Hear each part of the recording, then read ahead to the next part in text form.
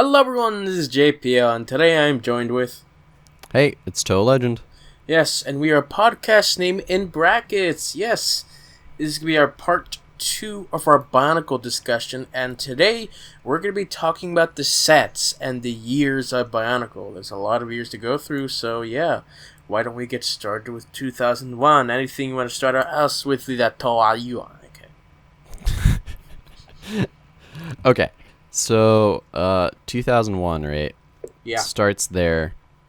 Actually, the first sets released are the Mctoren sets in McDonald's. Yes. So, at the time, they were called the Tahunga. Mm-hmm. But the Maori tribes were like, maybe don't do that. Tahunga means more like a master of whatever craft. So like, you know how we have the term like doctor to describe, someone who has mastered their craft. That was essentially what that word meant. And so, I believe I don't know if there was an actual lawsuit or if there was a threatened lawsuit, but Bionicle changed the name to Mctoren.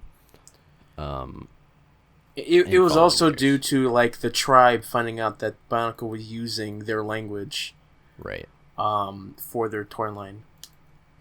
Yeah, I don't think they necessarily had too big of an issue with it, as long as they were respectful about it, because they still kept like the name Toa, which is the heroes of Bionicle. That translates in Maori to like warrior, which is pretty similar. Yeah, I still refer to those McDonald's toys as Tahunga, even though they're Mctoren. Yeah, I know a lot of people just refer to them as Mctoren, which I think is rather clever. Is that why they call it that? I just thought they were saying it weirdly. Okay, well, yeah, that makes sense. Do you have any Mctoren? I do not. I've been wanting to get the Motoro one just so that I would have all Motoros, but sadly, every time I check eBay, they're either really expensive or I'm able to talk myself out of it. So I'll get one eventually. Or, I don't know, you get it as a gift one day. Yeah. Yeah. Who knows? Who knows? Maybe some of our viewers would be nice. Oh, there we go. Probably not. But, we'll hope. We'll wish. So, yeah, I don't own any either. But, they're cool. I think they're the only McDonald's ones where they're an actual set instead of just some crappy plastic off-brand. Yeah, it was really nifty because, the Tahunga only came with, like, what, 5, 6, maybe 7 parts? Yeah. But even still, it was essentially its own little Lego set, and it had functionality in that it could throw their little disc. It had the masks, which are a huge part of Bionicle. And even though they're not hard to build, they're not really complicated, they're still fun and cute in their own way, right? Yeah. And then, of course, we have the Toa. Again, 6 characters are elemental designs. These are probably the most iconic designs for all of Bionicle. If you were just to look for any fan work Bionicle, more often than not, it's going to be the Toa Mata. Yeah. So, the Toa Mata are kind of iconic. Even throughout the story, they're essentially like the chosen ones throughout the whole thing. Their duty and their destiny is to reawaken Matanui, the Great Spirit. And so they're the only Toa sets or Toa characters to have 3 different versions of them. For Tahu, it's 4. But their first one, I agree, is the iconic one. Yeah. Because they have there's something about the first year masks that are just super super cool to me. But you know, they've got their specific colors, and then they've got their specific tools that match those colors.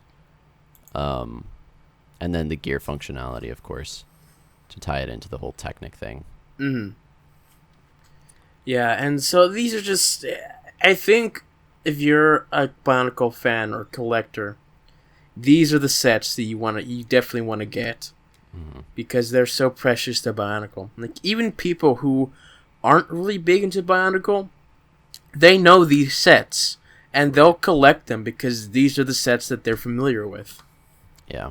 And even, like, the canister that they come in is, like, super nifty because it's not just, like... It's not just a box.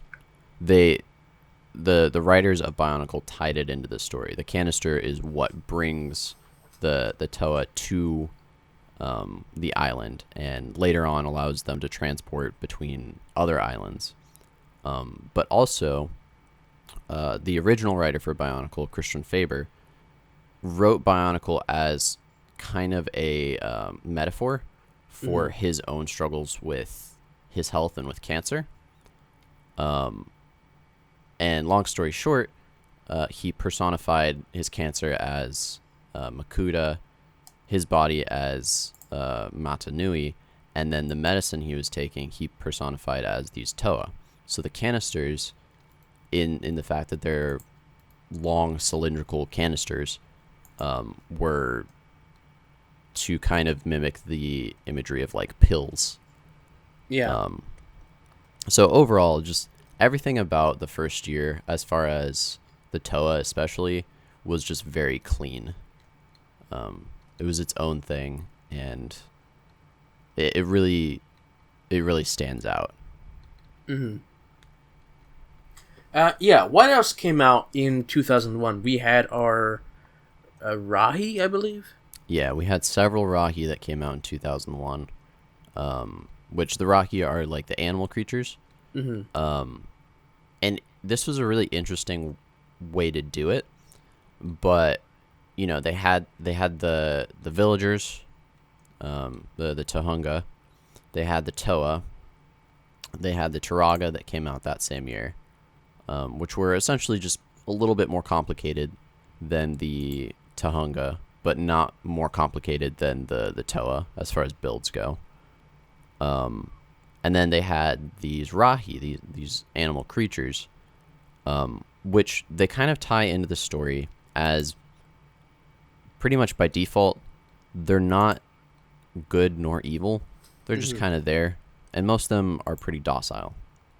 In the story, you know, the bad guy, Makuta, turns all of these Rahi evil by infecting their masks, which is a cool way to do it because it sets up this whole... It really makes the system for how the story works really well because... Or I guess really good. Because how it plays in is these Toa are protectors, and they've come to save the Mctoren and Matanui, and the one of their first challenges is they have to defeat enemies that are being brain controlled, and so that puts them in a spot where, you know, they're not going to kill them. But it also means that the enemies that they're fighting, while they're strong, they're not crazy strong. So as far as like the power scaling, it works out really, really well. And it also gives you a really good world building element because you see, you know, the general villagers, the leaders, the heroes, and then you get to see just kind of like the wildlife. Yeah. So by the end of 2001, you already have a pretty good view of what this Bionicle world looks like. Mm-hmm. Yeah, and they're nifty designs. You know, they're based from animals. They're basic designs. They're molded as well to shape into this weird biomechanical design as well. So personally, I'm not the biggest fan of their overall design, but I do like them for being what they are in the story as mind-controlled minions of the Makuta. I think that Terrakava, especially, is one of the better designs because they're just unique. I think they're these boxer crocodiles on wheels. Yeah. What? But it's interesting and it works. It's a menacing design. Yeah. And so the whole thing with 2001, like they have a gimmick. Everything has a gimmick. Because they're coming off of Technic, they really wanted to make sure that everything could do something. So the big thing their predecessors did was with like Throwbots and Slicers, they had the discs. The discs were for collection, and you could throw them. That was their major gimmick. With 2001, they had like the gear functions and projectiles to some degree with the throwing arms. But the big thing that Bionicle did that set itself apart was the masks. And specifically in 2001, the masks were created so that they could fall off easily if they were hit by something else. So if you made Kopaka swing his sword, he could knock off Tahu's mask. If you had the Tarakava, you could have essentially a Rock'em Sock'em Robots fight between you and somebody else, and try and knock off the other person's mask. Every character had a mask, and that really defined what Bionicle kind of the brand. Yeah. It was just a very like cool thing. And I said that all of them have masks. I'm not entirely sure on that. I think they do. I'm looking at the Mawaka and the Kane-Ra. They should have masks. I think one of them doesn't. No. They all have masks. Yeah. And all the masks are used in different ways. For our listeners out there, most characters in Bionicle wear their masks on like their face, but the Rahi are very different in that they normally have it somewhere on them. It could be part of like their jaw. It could be on their hands or claws. It could be, in the case of the new Irama, it could be their eyes. But essentially, the masks are there and put in there in a way for you to understand. Okay, the masks give the characters, the heroes, the Rahi power. Without their masks, they're left powerless, or if nothing else, less powerful. So overall, like the whole design scheme of 2001 is both iconic and just like really well done. Especially for the time as well. Yeah. Over the years, there is the problem that comes up with posability, especially with these sets. They're not the most posable. They're more function over being able to keep their arms bendable, which they're not. Right. Which of course they're still building their sets and figuring out how this Technic system works. And then of course their masks, because they put in the playability function of them being able to fall off. They fall off easily sometimes as well. Yeah. Which can also be a downside. But besides that, it's one of the most iconic gears, even for non-Bionicle fans, and it's really neat. What do you own from this year? From 2001, I know I own the Tarakava. A lot of the sets that I have from early on, like obviously I was too young, but I was given them by friends or friends of friends. Yeah. So like I have the Tarakava. I have some of like the masks, I think, from 2001, but I don't have the full sets for most of them. Yeah, I really don't have very many from 2001. Yeah. Let's see. In terms of characters, I only really have anything. I only have the Toa. Just Tahu, Pohatu, and just recently Kopaka. And that's it. I really would like the other sets, but again, because they're so iconic, their demand is high as well. Yeah, for sure. I was going to say one last thing that they did in 2001 that I don't think they did anywhere else. They made mask packs. And so the mask packs had a chance for you to get any of the masks in any of the 6 major colors, which was really cool. So there was only really 12 masks at the time. You had the masks that the Toa wore, which were the same as the Tahunga at the time. And then you had the masks that the Toa Haga wore. But at the time, a big push was for collectability, especially with LEGO trying to kind of combat what Nintendo was doing with Pokemon and like trading cards and stuff. So like Bionicle did have its own trading card game, but I think the big collection piece was with the masks, because you wanted to collect them all.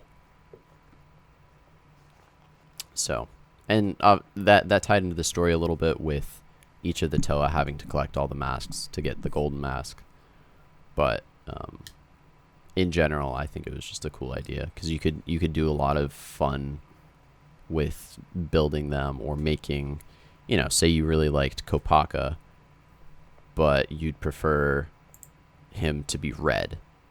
You can do that, except the sword and the shield at the time. Yeah. But even still. And so, moving on to 2002, we are then introduced to the first clone sets.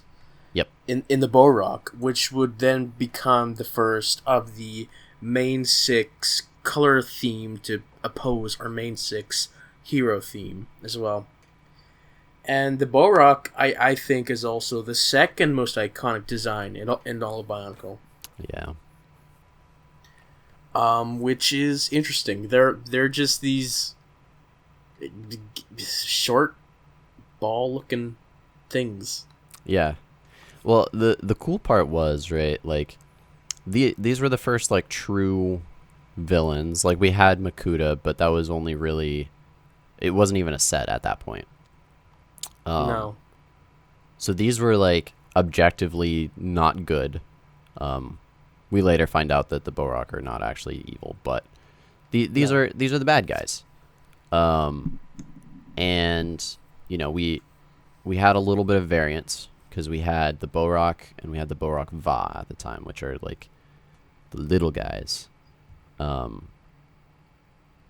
Which in my opinion were actually kind of cool. But they're still cool. Yeah.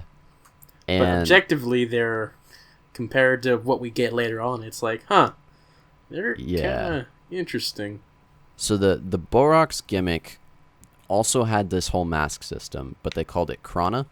And they were like little squishy masks that the Borak housed in their skulls.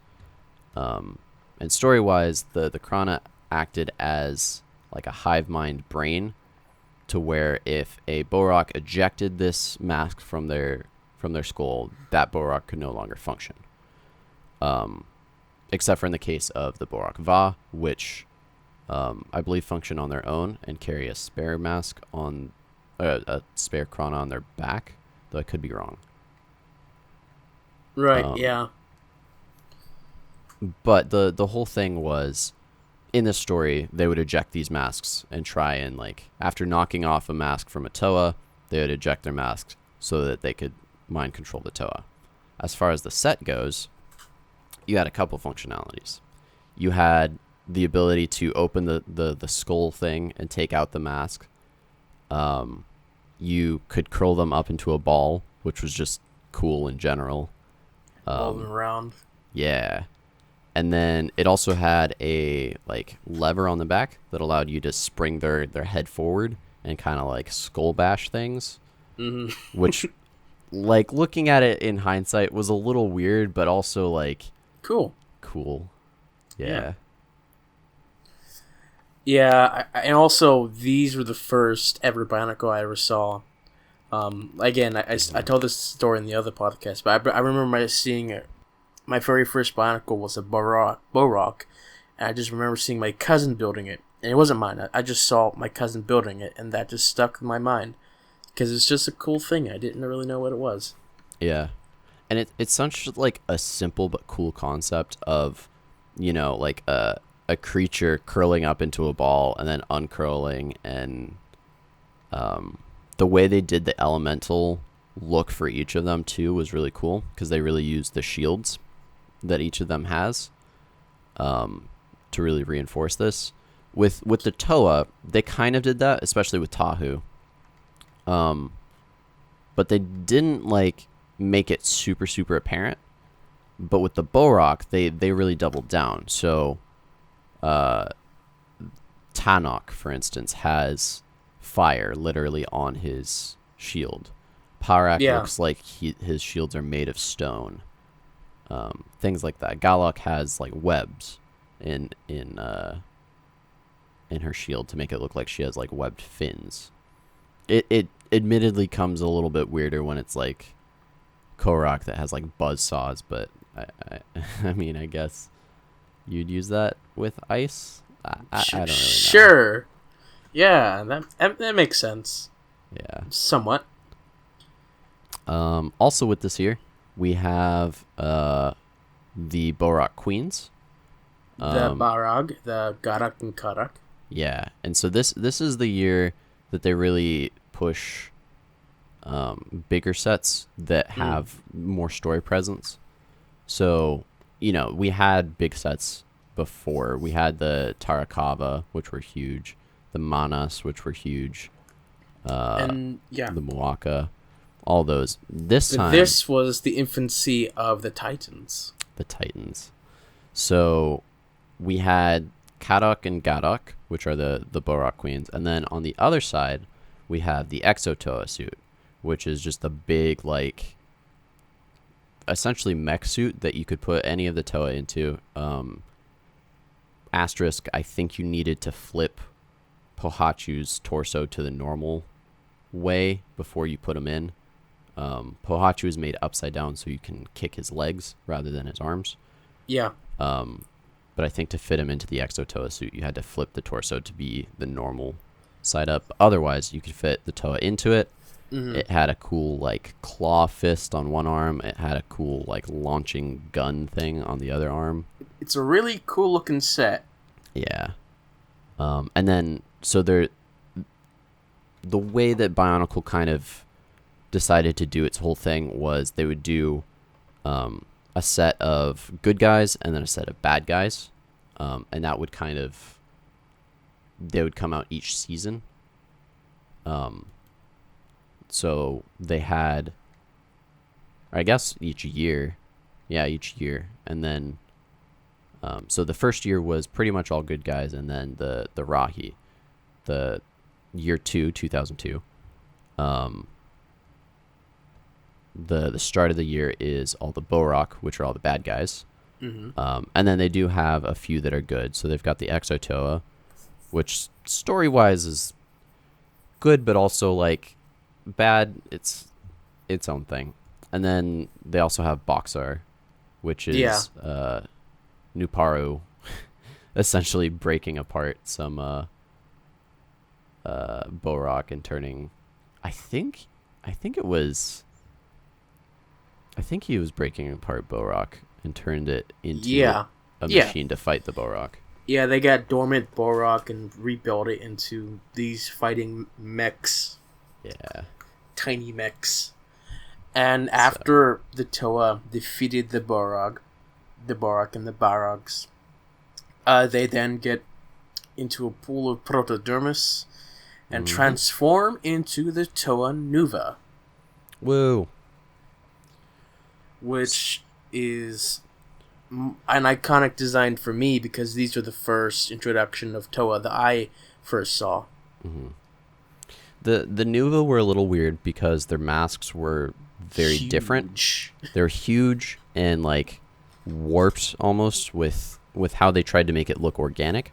Yeah. But that being said, I still think one of the most iconic things of Bionicle is Tahu Nuva surfing on a lava wave. Like that. Oh yeah. That sticks out. Like you talk about lava surfing and some Bionicle fan will shout out Tahu's name. Like it's, you don't really see that too many other places. That or Spy Kids 3.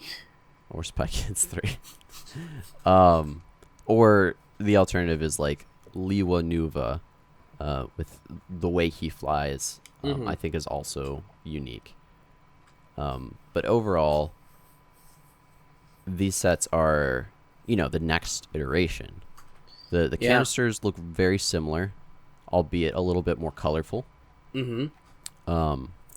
The weapons, they've now changed to be silver, which is, I think this is the first time we're actually seeing silver in the sets, except maybe the Exotoa. Yeah. But you can tell that this is like, it's an upgrade for. They got armor as well. Yeah. Silver armor, silver weapons. Longer-ish limbs. Ish, yeah. And they have dual features. And they can all spin their hands, which is not something that all of them could do previously. So, for instance, Kopaka had a stationary arm where it just, you put the sword into it and it stuck. Now you can spin all the characters' hands in any direction that you want, which admittedly, like, I believe Kopaka still could with his shield. I could be wrong on that. You actually have the set. But now all of them had that articulation in their hands, so you could punch them better. Kopaka's articulation switched. When he was Amara, he had more articulation on the shield, kind of. And when he's a Nuva, he did not. Oh, he just had that that skinny arm. Yeah. So it was pretty cool. One thing that they did with this series is that they made it so that you could, with most of the weapons, you could clip them into the feet of them some way or another. So Tahu could make a lava sword or a lava surfboard. Kopaka could make skis. Onua, you could make like drill feet. I remember doing that a few times with some friends. But yeah, this was the year where like movement was a little bit more prominent for them. So Tahu could surf, Kopaka could ski, Liwa could fly. This is I feel like also the year where mask powers become a little bit more prominent. So from the get-go, all of the heroes have mask powers. This is the year where, at least for me, you start to see them a little bit more. Especially since now that they're Nuva, they get enhanced mask powers. And so with this year, we have the same mask pack sets where you can get additional masks in whatever color for the Toa Nuva. Also this year, you could have Krana packs too. I'll admit, I don't feel like the Krana felt as collectible, but they were really cool, so I could understand if people also collected them too. Yeah, and there's a lot of them. Yeah. Especially if you want them to get each one for each character. And then, of course, you get the next year in 2003 when we finally get the Borak Smooth transition. Yeah. It's so the Borak Cal are a little bit rough because at this point, you know, the last set they were all pretty much color swaps of each other. As far as the Borak go. This year they are color swaps of the color swaps. And they essentially got the same as the Nuva treatment where they still have their main colors, but now they have a lot more silver in them. Yeah. But essentially, they're just Boraks. Yeah. Yeah. And somewhat less interesting Borak. Even though they're more powerful in the story, but yeah. They were... if you were a person who already got Boraks, when this came out, you'd probably be like, what? Is this new? It's not. It's the exact same thing. Yeah. At least, you know, they got different shields. Yeah. I will say the shields are probably the cool part about the Borak. As far as, like... one thing about Bionicle is every set kind of had its own unique piece somewhere on it, where this is probably the first time you're going to be seeing it. So if you want to be using that piece in a build, you'd have to buy the set. And all of the Borak shields are cool with, you know, the fire on Tanakh, Cal, and whatever is on freaking Korak Cal. I never understood. With the first one, it was like buzzsaws. With the second one, it was like... I never could tell if it was more buzzsaws or if they were like suction cups. I was always confused by those. Right, yeah. But they were all pretty cool and unique. But in reality, the builds were not different from the others. In fact, no. Even with the Toa Nuva, at least they got like armor. Pretty much the same otherwise. The armor and the weapons were the distinguishing bit. For this one, the only difference is that they're a little bit more silver. Yeah, I forgot to say, what do you have of 2002? 2002. I believe I have like half a Borak. Okay. No, half I have of one of one Borak, or half of one Borak. Okay. And I have a knockoff Borak. Shout outs to that one. I don't think I have very much from 2002. Oh, no, I do have... I want to say I had... Oh, okay. So I got Pohachi Nuva because he was one of my first Toa. Yeah. And then I think later on I was at like a Goodwill or something, and there was just an amalgamation of parts that was like half Gali, half Tahu, that I saved. I adopted from Goodwill. But yeah, otherwise I didn't really get very much of 2002. Yeah, in terms of my collection, I got all of these from yard sales, which was Pohatsu, a Tahun, a Kopaka, and a Gali, in terms of the Toa. And then a black and half of a green Borak. Nice. It's a nice collection, but, you know, could be better. And then moving on to 2003, of course, we also got an updated design for our Mctoren. Yeah, so the summer sets kick off, right? And it kicks off with a set of Mctoren and the villain set. And kind of wraps up this whole first arc in 2003. So, you know, the Toa kind of level up. They fight the Borak Cal.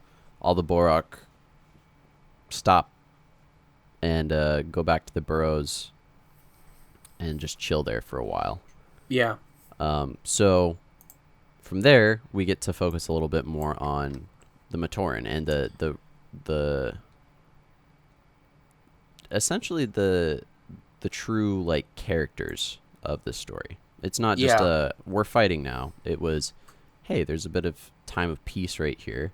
Let's focus on what it really means to be a Mctoren. So they released these updated Mctoren sets. They're a little bit taller, bit stronger looking, gear functionality, and this is the introduction of the game Koli.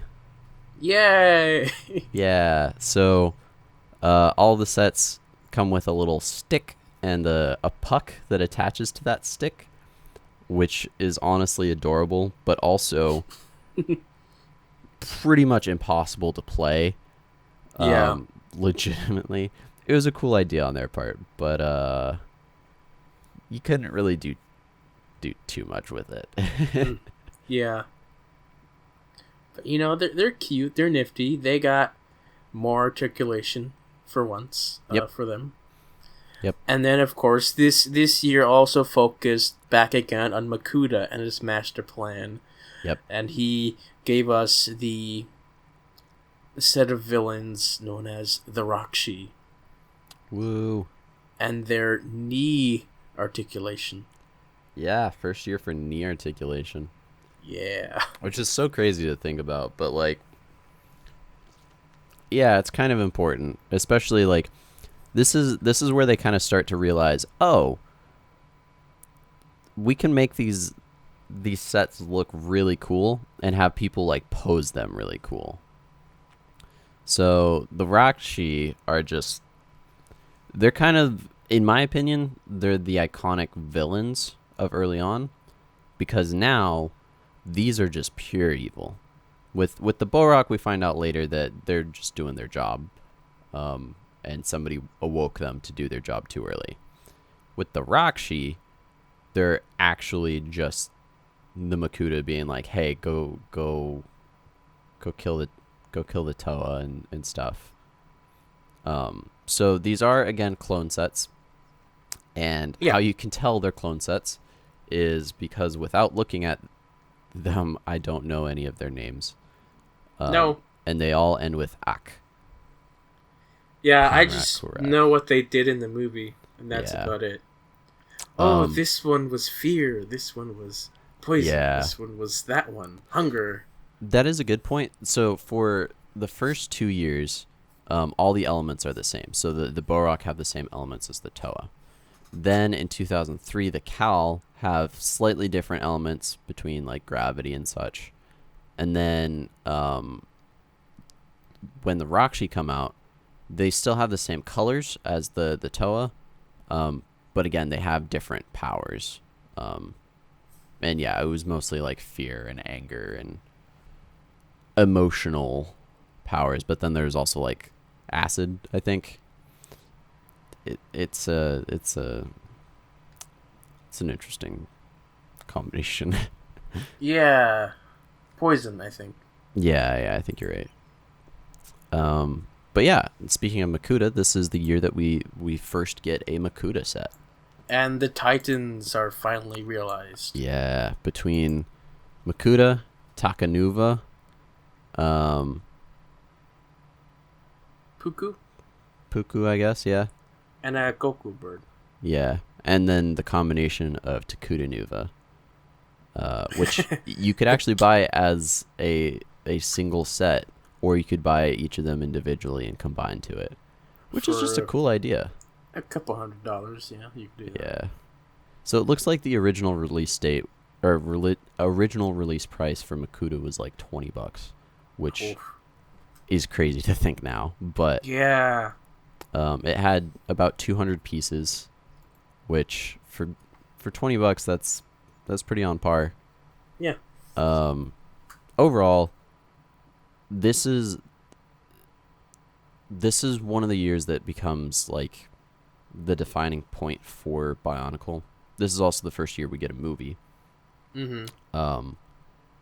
But it doesn't just focus on the heroes, which is super cool. It focuses really heavily on the Mctoren and just the regular people in this universe.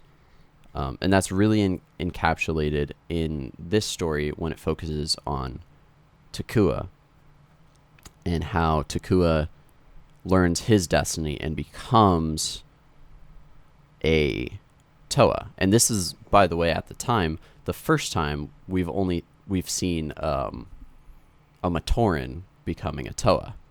Previous to this, we just thought the Toa just kind of fell from the sky.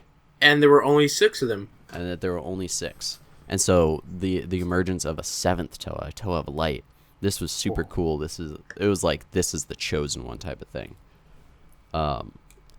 Which was just, it was cool. It was a cool piece to have as far as the story goes, and it really does, like, the battle between, light and darkness is pretty regular, but when it comes from, like,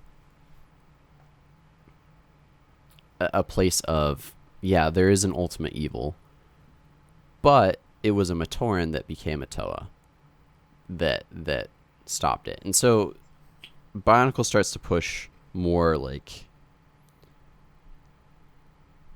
I would say interesting themes, because they have this Mctoren to Toa, and this is the first part of the cycle that we find out later. Yeah, and this is also where the story goes a little bit darker. Yeah, the story really, like, picks up at this point. To start with, it's just like, hey, we're going to let you experience the world a little bit, see how it works. But from here on out, now that we've seen the Makuta, pretty much the rest of the story is, like, Makuta's there for all of it. And they do a really good job of setting him up as the ultimate villain, even though in 2003 it looks like he's killed off. Yeah, it does. Yeah, but he's literally present for the rest of the story. He's present in 2001 with the Flash games, but he's not really, like, this is the first year he's embodied. Mm-hmm. So yeah, it becomes really interesting. I found out recently that when Miramax was hired to do the Bionicle movies, they didn't get to see the final product of what the sets look like until after. They only saw, like, artist renditions, because both the development side and Miramax were working at the same time, so they didn't really get to see the sets. Ergo Makuta.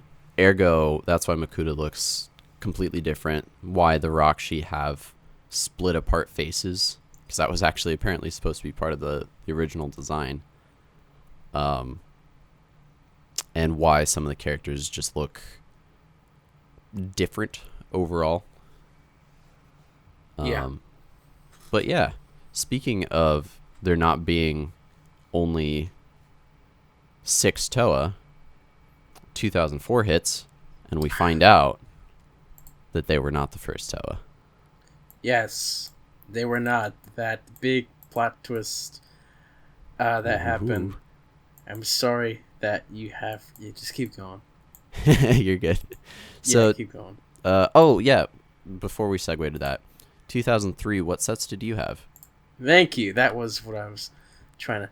I only have, I found at a yard sale, half of the brown and green Rakshi. And that's it. Dang. There's not much from 2003 that I have. I've been wanting to get Takanuba and Makuta, but no luck. Yeah. I ended up... So I ordered the Koli Matoro set. Wow, in 2003 it was only $4? Okay, sorry. That's, first off, incredible to me. But, yeah, I ordered that just for the sake of I never had it, and I ended up building it, and it's one of my favorite sets.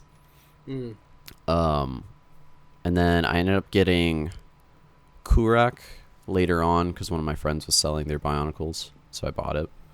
And Lirak, I think. So I have a few Rakshi, and then one friend gave me Makuta, which was really cool. So you have Makuta. I do have Makuta. Gnarly. Yeah. Yeah, that's neat. And going on to 2004, this is where the story really takes a change. It's a prequel. Yep. To what we have, and everything's redone. The sets are remade. We have new Toa, new set of villains. We have articulation. Everybody's got knees. They got knees. They got elbows. Mm-hmm. They can turn their necks, and it's crazy, and it's cool. We got this disc. Mm-hmm. Instead of masks, we got these discs, and they're neat. Yeah, the discs become the new collectibles, but the masks are still unique for each set. Yes, for the most part, which is cool. And of course, we have a pretty rad movie. Mm-hmm.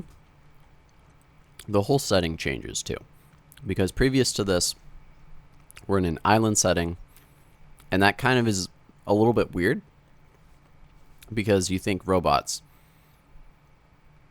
You don't really think tropical island. This year, they're robots in more of like an industrial setting, which is cool. Yeah. A little bit easier for me at a young age to comprehend, admittedly.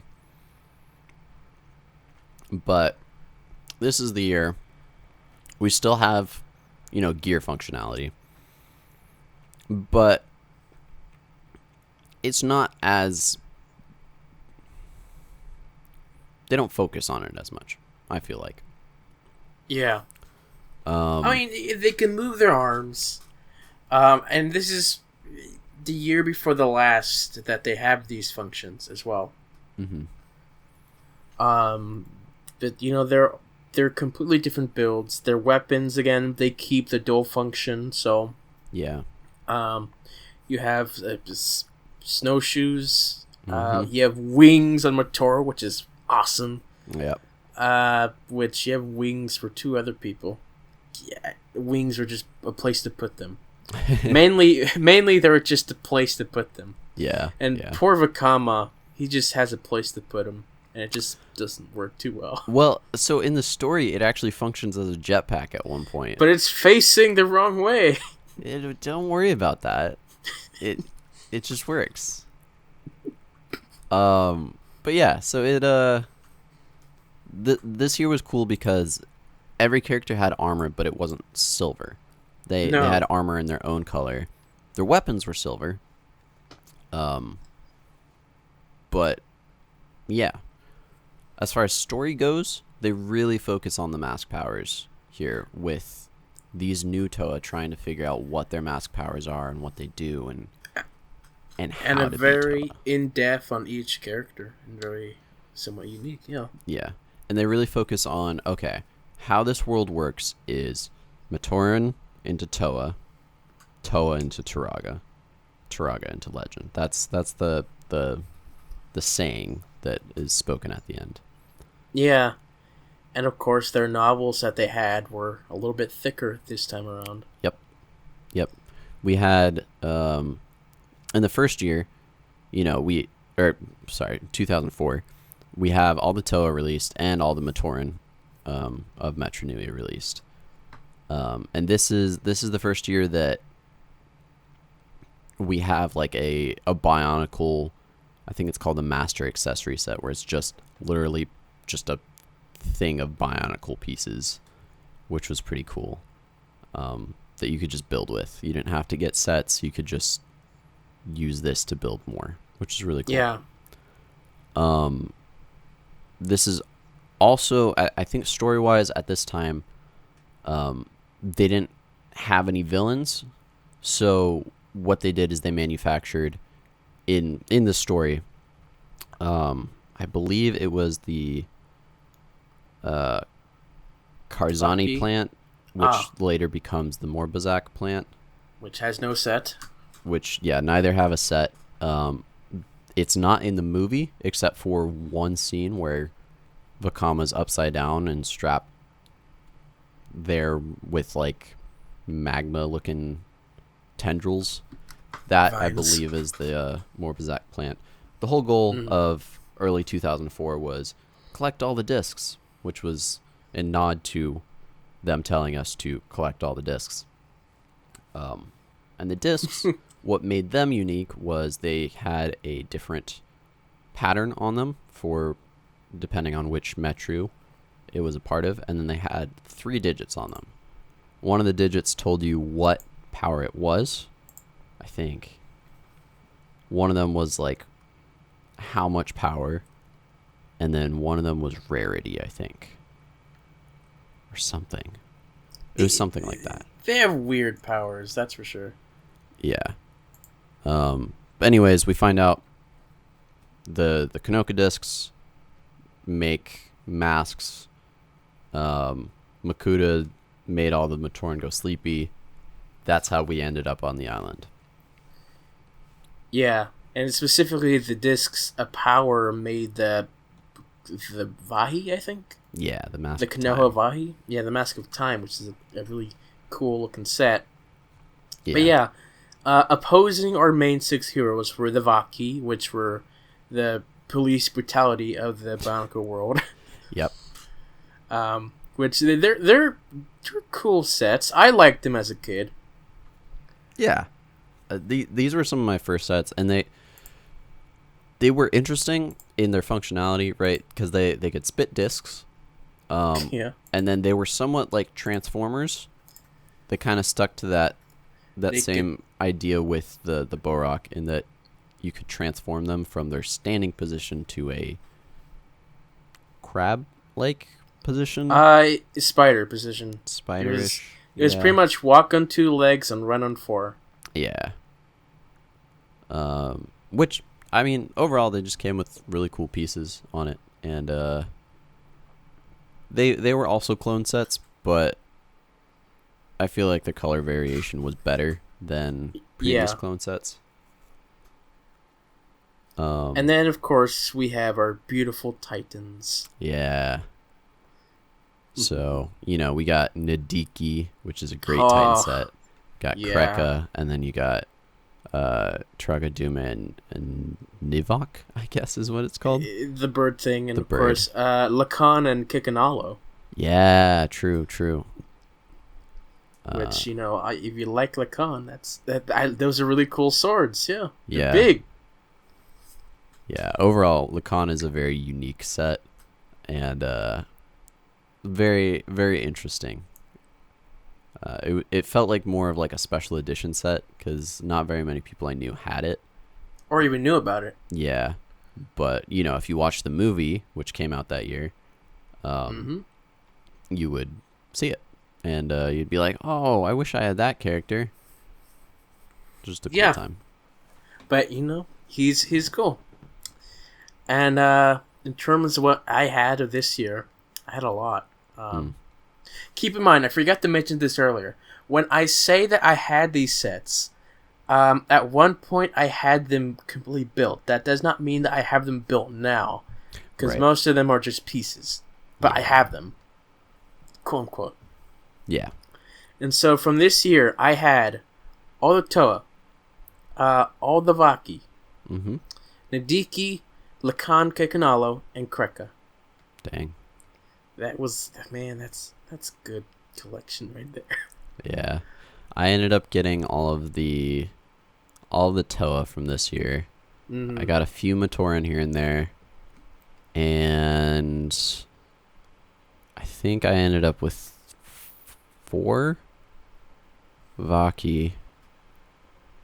And no Titan sets from this year for me. Yeah.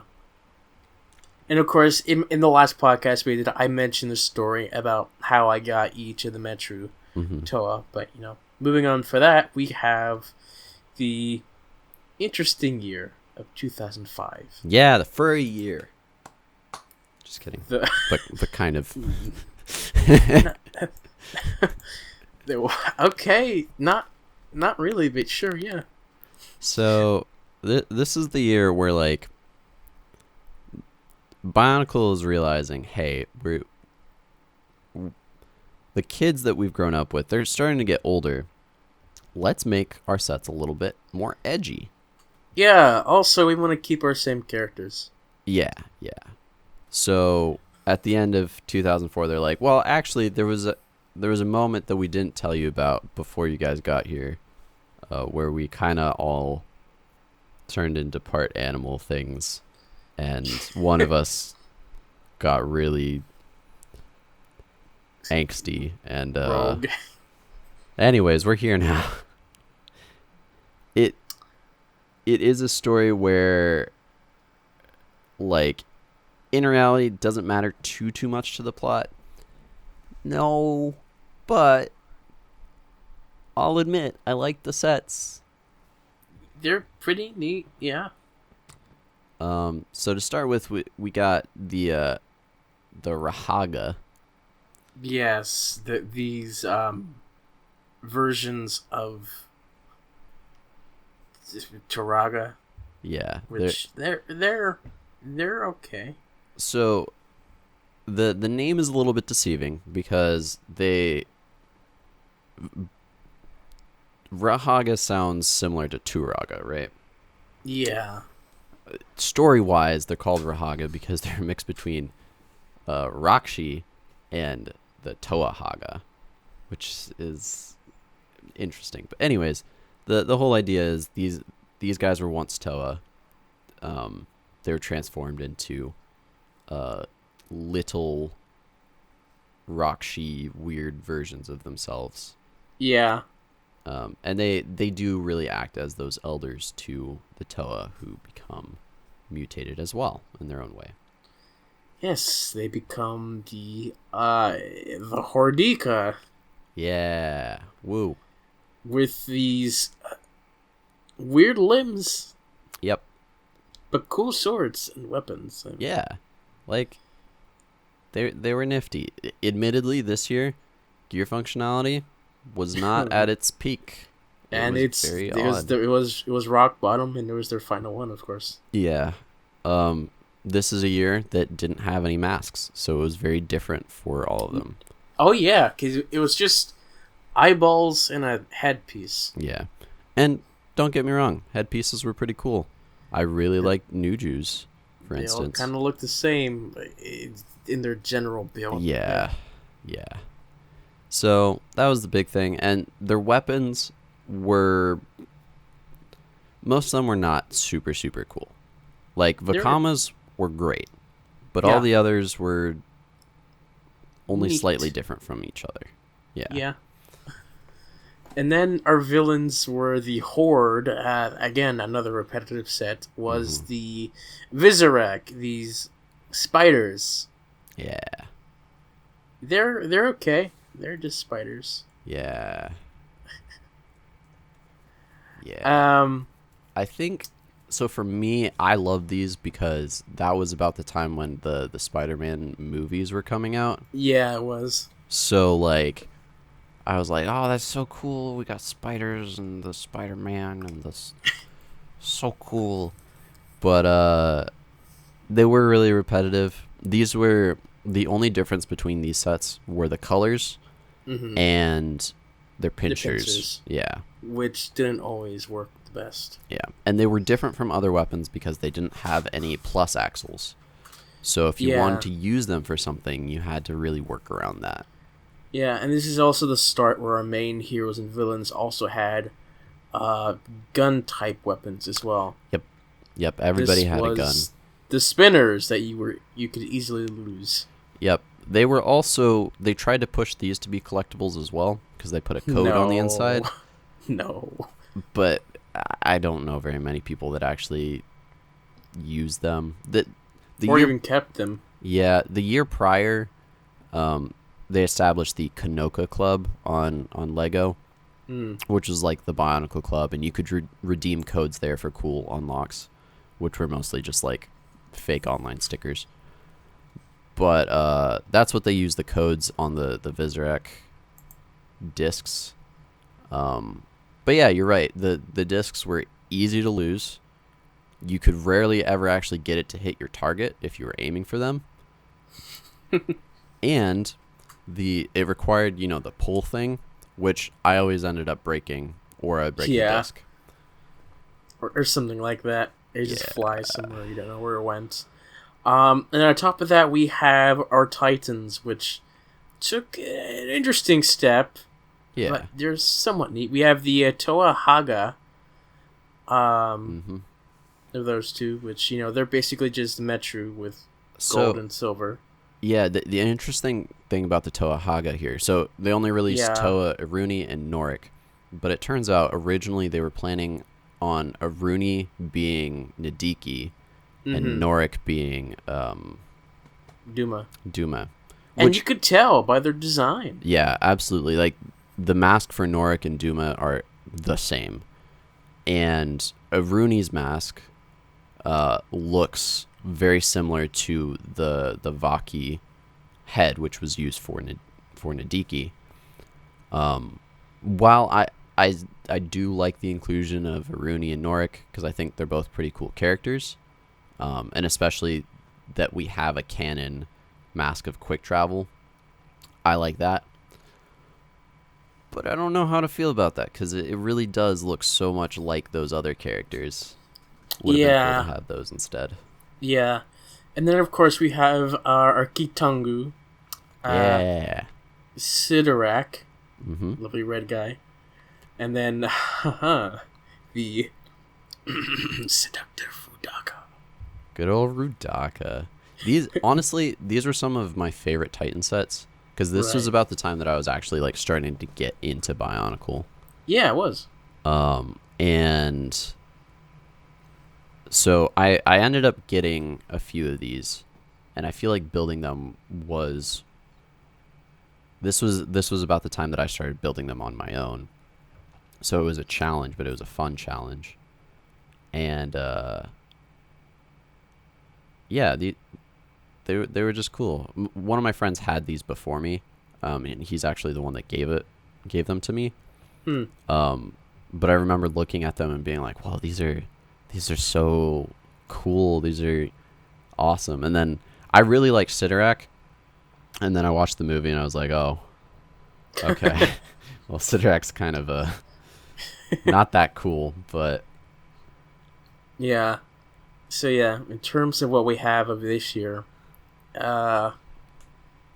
this year especially was mainly the ones that were faked, and where I was, they were the robot off-brand copies with the cheap plastics. Right. And of those cheap plastics, I have the Nokama one.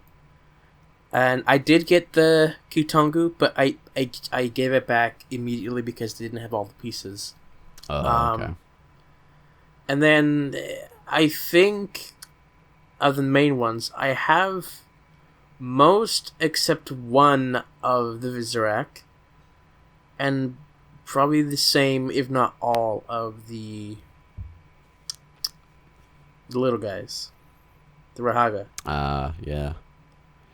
I think, as far as the sets that I got Norik, Rihanga Norik, and then I got like 2 of the Hordika, a few of the Vizorak that I just ended up getting over time. I might actually have all of them, except maybe Roparak. I don't remember if I have him, the brown one. Yeah. And then Titan wise, I have Iruni, Sidorak, and Kitangu. So overall, it was a fun year for building. Yeah, fun. I think the one thing, like, the Hordika are not known for much. As far as the pieces that we got out of them, most of them weren't really used afterwards, except for their chest plate, which I still think is one of the coolest chest plates. But those are used pretty frequently. This is also 2004, 2005, when they started releasing like costumes for the characters. Oh yeah. Which 2005 is not a good year to release character costumes, because you've got either spiders or like half human, half beast things.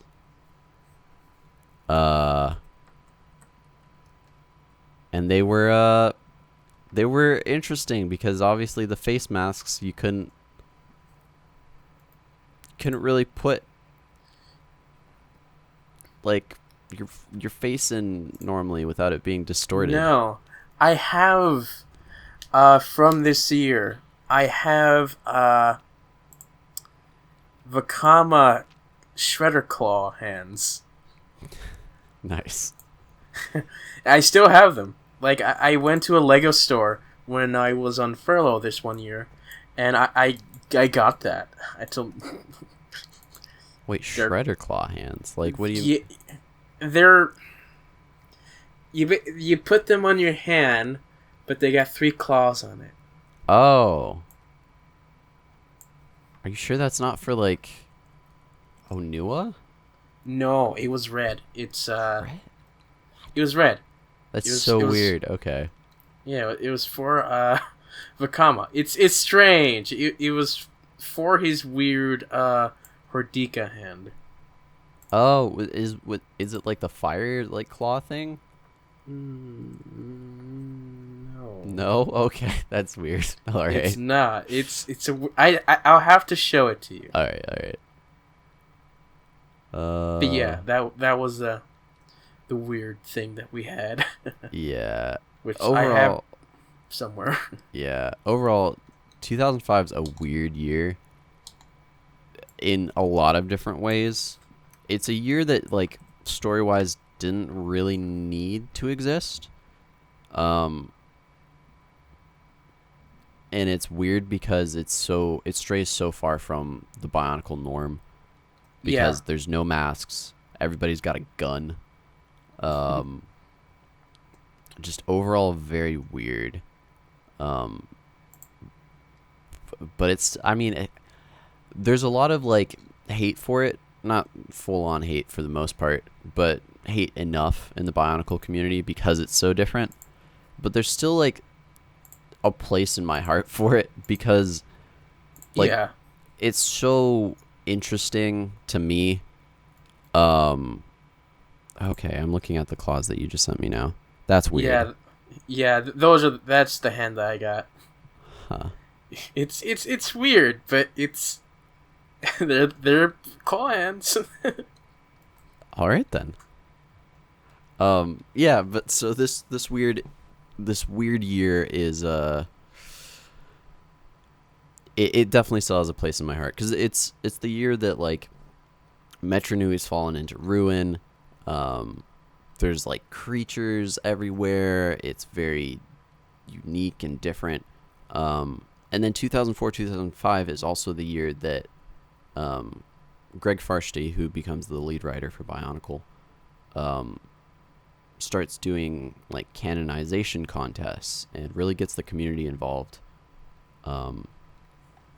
with characters that he's created. You know, that 2004 is when they introduced the Dark Hunters. 2005 they expand on that a little bit more, and by the end of it, you know, we have characters like Ancient and the Shadowed One that are mentioned and later on are given form by fans in the community that have won contests and people voted, oh, this is our favorite. So it starts up the Bionicle community, I think. 2004, 2005, that's where it really expands. I think 2005 probably lost a lot of fans. Oh, of course. It also doesn't make it better, which the next year does happen, which we'll talk about in the later podcast. Yeah. But 2005 is also when we had our last movie for a long time. Yeah. Yeah, I think the movies really helped because as a kid, like I didn't know there was really a story in Bionicle for a long time. I watched the third one first because it was at a library, and we ended up watching it, and I was like, oh, that's cool. Didn't know what was happening the whole time. I just knew that I liked the green one. I was sad that the red guy got angry, and then I was happy when everybody came together at the end. Yeah. Then I watched 2004's movie, and I was like, oh, okay, some of this makes sense now. And then I thought, like, those were the only 2 years that were connected. And then eventually I watched 2003's, and it was like, okay, this is cool, but I have no idea where it fits in with the other stories. And then at the end, I kind of pieced it all together, and I was like, oh, there are Toa Haga. Oh, okay. I kind of get that now, but like I didn't really know the 2001 story very well. Yeah.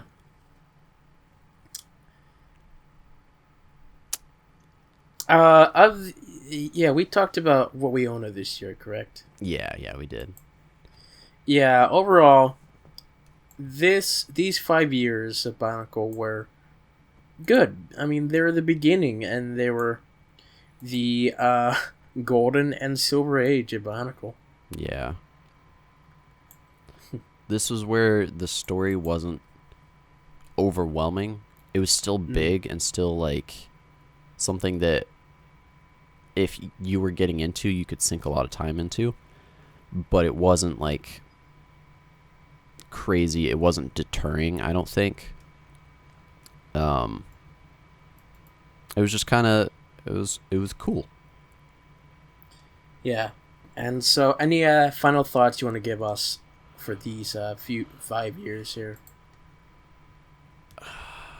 I think these years, regardless of how good the sets are or how bad they are, they're probably going to be viewed as most people's favorite years, even if for no other reason than nostalgia. Yeah. I do think the first few years, like 2001 to 2003, are probably the most iconic. And in some ways, I kind of wish they kept with that direction. But at the same time, I love what they did with 2004. And I do like what they do with future years. Yeah, the ignition years especially. Yeah. And I know the story later on becomes very overwhelming, but I really love the whole universe that was created by Lego for this. So, yeah, I will always remember the early years of Bionicle fondly, even if it's just nostalgia. Yeah. These were the beginning years of our step into Bionicle and the world that eventually goes crazy within the next few years. Yeah. And this is where we're going to end today's podcast. The next years, there's a lot of stuff to talk about, and they'll be taking too long to talk about, so we'll put them in the next podcast. But yeah, any final thoughts you want to give us here? I think I'm good. All right. So yeah, thank you guys for listening, and we'll see you all next time. Bye. Bye.